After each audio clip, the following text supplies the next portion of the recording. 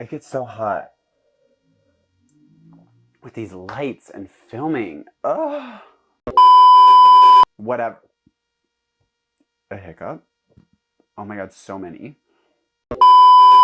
Good morning, my name is Josh Tyler. Welcome to my privileged opinion. I hope you're having a great week. I hope you are enjoying life. I hope you are being resilient. We're gonna continue on the journey of trauma and resilience because while I've been sharing my trauma story is for myself. I kind of want to talk about trauma in a more generic sense because it's somewhat more important as a privileged person to understand trauma in a more generic sense. It really helps set the stage for a lot of later conversations that we're gonna have on this channel. So buckle up, bucko.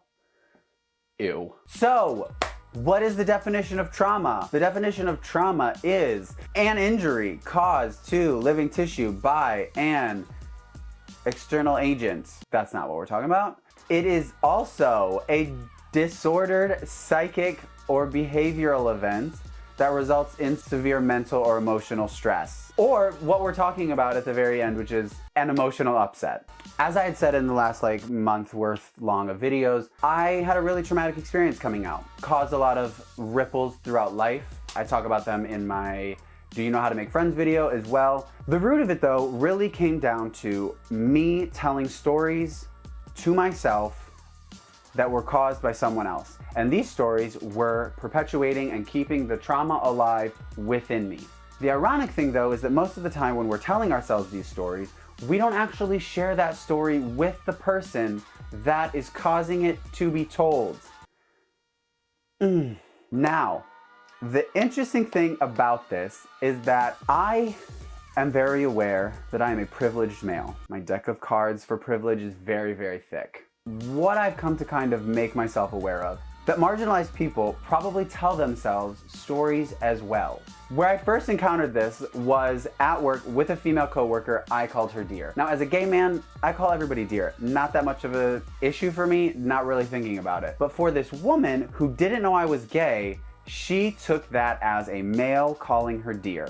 Totally understandable. So she came to me, she told me that she didn't appreciate it, she would not like to be referred to in that way. I apologized to her, informed her that I was gay and that, you know, regular speech for me, so sorry, won't happen again.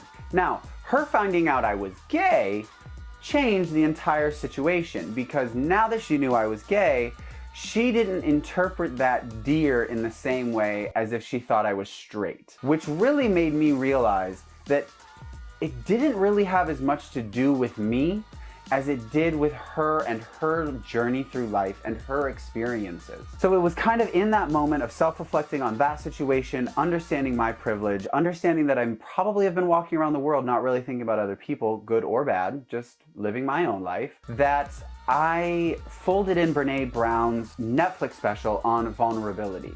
And in that she talks about the point that not everyone deserves our vulnerability. In the moment, I was really confused by when I heard because I was like, what does that even mean? Like, I don't get that. And I realized that the vulnerability that she's talking about is about sharing the story that we're telling ourselves with someone else. And it was kind of at that moment that I realized the feelings that she was feeling, very real, very valid. But the story that she was telling herself about the situation with me wasn't. If I would have allowed her to be upset and be angry and get all defensive and start, you know, defending me being gay, and I can use that word, it's not that serious, I would not have made the space for my self-reflection on the fact that that is her trauma and that's where her feelings come from. But the story she told herself was missing information. And I had to be aware of the fact that her story was missing information, regardless of whether she wanted to be aware of that or not and kind of self-assess herself. I, as a male, white, privileged as all get out, had to kind of come to that place on my own, regardless of whether she was going to take me there or not. So one of the privileges that I have as a white man is that I don't live with all of the societal trauma that marginalized groups of people live with. It is so important that I am aware of that. Firstly, I don't have the trauma, and I'm also not going to know everyone's trauma. But if I keep it at the front of my mind that I don't know everyone's trauma and I might run into it on accident, regardless of how good I try to be, I'm still gonna run into somebody's trauma. That in and of itself keeps at the forefront my ability to discern people's feedback to me in situations. I would implore all privileged people, because everyone's privileged in some way. You have some lack of trauma that someone else doesn't have. To really step back and think about that. The fact that you don't have the same trauma that somebody else has, even within your own demographic of people. Like, there are white men who are not as attractive, who have been denied by people that they've been interested in. That hurts, that sucks. That's probably trauma. They're still white men, but they have trauma in a different way.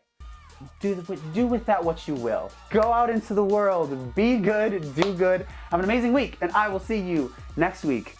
Goodbye. That was like a really good stream of consciousness.